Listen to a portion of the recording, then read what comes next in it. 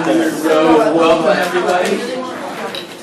So, last night it was a little blustery. I don't know if you heard it down here, but the wind was howling and the windows were rattling. And I woke up at 3:30 and I didn't get back to sleep. And as usually happens at those times, some song gets into my head and I can't get it out, and you just heard it. Good old day.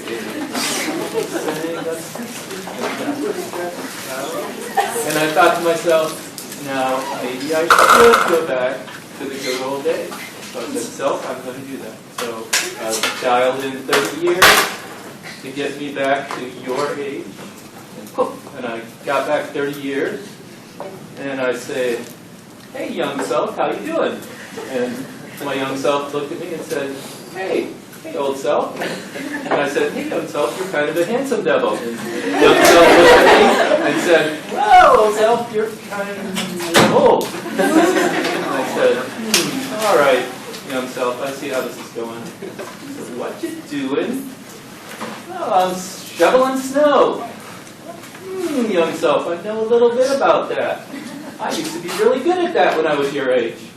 I know, says young self. So I look at young self and I say, well, you know, Chuck Taylors aren't the best shoes for shoveling snow. And young self says, well, you know, it's all about the style. By the way, I like your boots. Never seen them before. And I said, just, you know, wait, because, you know, in the 90s rap videos, then you'll know all about it. Give it a while. And I said, okay. So young self, since I know about snow shoveling, why don't we have a snow shoveling contest and see who can win? The wise, savvy veteran, or the youngster in his Chuck Taylor? Again, just choose on a day like today, no different. So the question is, who would win that snow shoveling contest and why? And I want you to chat about that and figure out what kind of activity it is. Remember, if you're like me and you were out there shoveling this morning, 10 minutes of shoveling. 10 minutes. What kind of activity of it is it? And why would that be different, if it is different, for old self versus young self? All right, you have the tools to figure some of that out. So please get together and chat about it.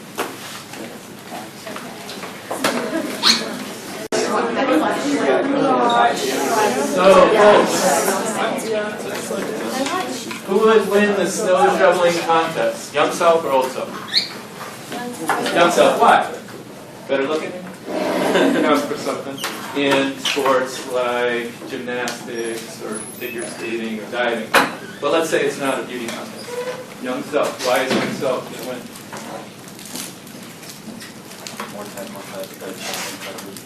Type 2 fibers. Type 2 fibers. Let me think about that. More power, but think about what kind of activity this is. It might take at least 10 minutes. What kind of activity are we talking about? Aerobic. So we're talking about aerobic activity.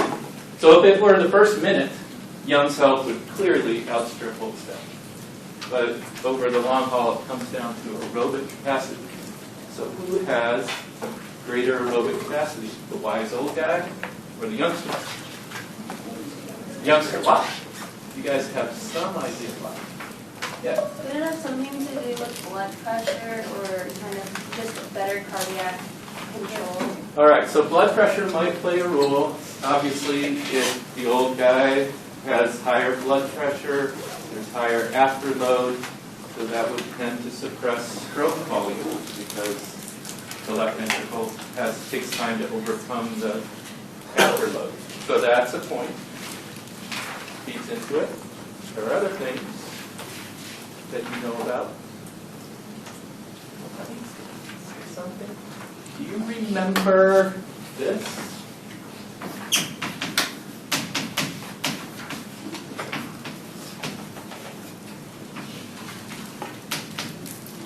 Does that ring a bell? Who's got the higher maximum heart rate? The youngster, by a lot. And what's cardiac output? Aha!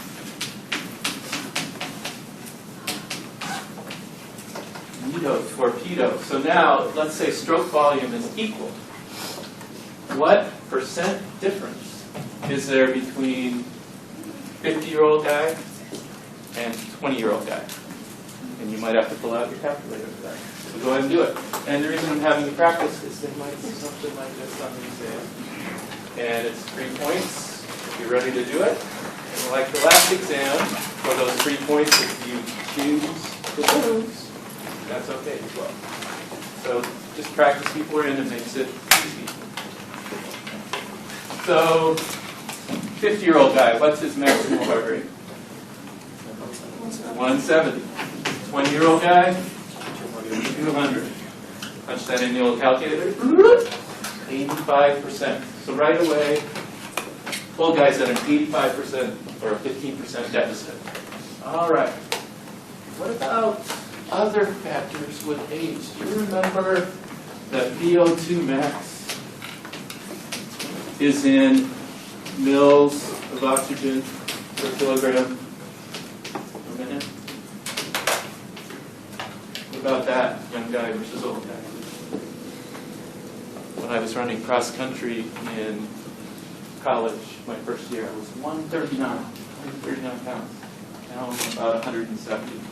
I guess by senior year I was 150. So you got 150 over 170. And if you punch that in and multiply it by that, I'm at a 25% deficit straight out of the box without even considering other factors like blood pressure and relative training state. I was extremely well trained back then during the winter home in Nebraska because I was training for indoor track. Not so well trained now. So you can see that old guy really doesn't have much going on. But young guy says, old guy, that was cool what you did with those fractions. Do you think I'll ever be able to use those or teach people how to do those? And I said, young guy, you got things going for you. Your father is an instructor of English at the University of Nebraska. So you've got an affinity for language. Your mother is a high school calculus teacher, a computer programming teacher, and once she kicks you boys out of the house, she'll get her PhD and go back to the University of Nebraska as a professor of math education. And then she'll be on a national math equity committee. So you will know about issues of diversity and gender differences in learning of math that pervade professions in industry and academia. But you will learn that the differences start not in college, not in high school, maybe in high school, but maybe in middle school and even earlier, those differences. So you will know that, and that will prepare you. And young self says, wow, that's neat. Old self, what do you think you'll do after college? Well, young self, I think you will teach high school and middle school math and computer programming for about 4 years before you go back to grad school.